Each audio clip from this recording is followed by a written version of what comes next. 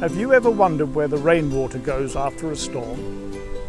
Hello, I'm Jeff Payne with the Nansemond River Preservation Alliance, a group dedicated to saving the rivers and creeks of Suffolk.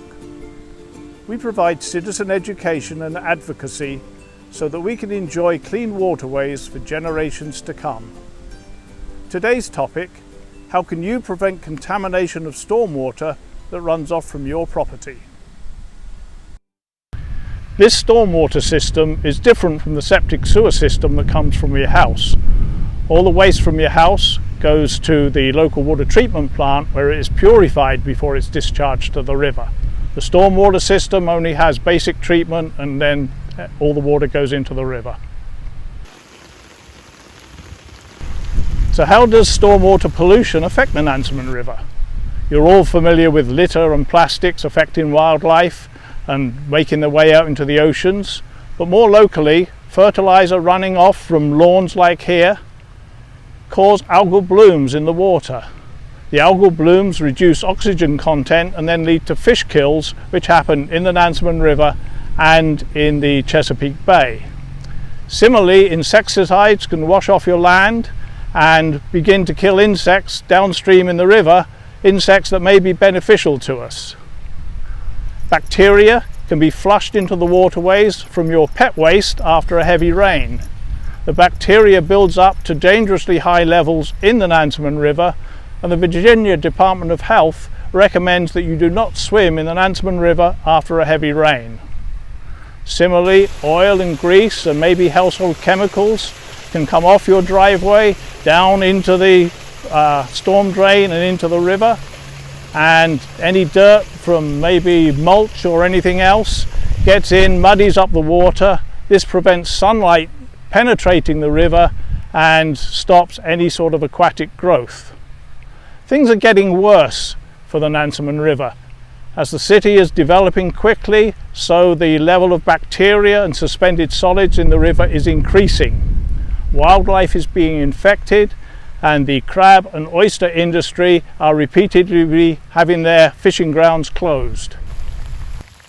This is the outlet from the BMP we were looking at earlier. So when it's raining, it hasn't rained for a few days, so there's nothing flowing now, but after a heavy rainfall, the water will overflow from that BMP, come down here, and then find its way down this old stream bed into the river. And whatever comes down here will get trapped in here. We'll have all the plastic contamination in the stream bed, the insecticides that are carried down and start killing off the insects here that are beneficial to the rest of the birds and everything else. Frogs can get distorted in their breeding from the effect of runoff chemicals, so we need to keep these things clean. So here are some things that you can do to prevent stormwater pollution. Please pick up after your pet, even in your own yard.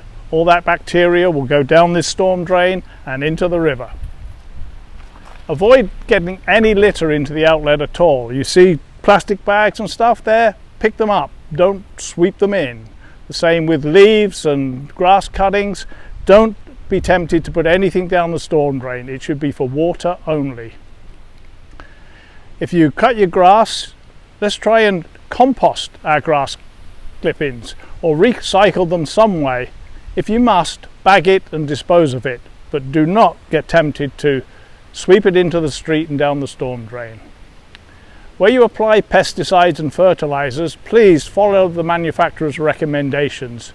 Using more than they say is just wasting your money and allowing the excess to wash down the storm drain into the river, causing all the problems we talked of earlier. So the message is, don't flush anything into the gutter and then into the storm drain.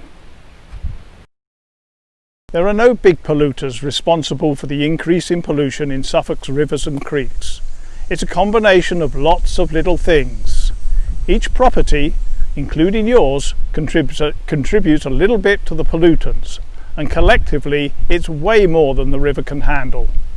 Our rivers and creeks are becoming more contaminated and unsafe for recreational use. Please do what you can on your property to help prevent any runoff. Every bit helps. For more information, please go to www.cleanmyrivers.com. There are lots of helpful ideas for you to do your part to help clean up Suffolk's waterways. If you enjoy what you've seen in this video, please comment, like or subscribe. Consider joining the Nansemond River Preservation Alliance. Thank you.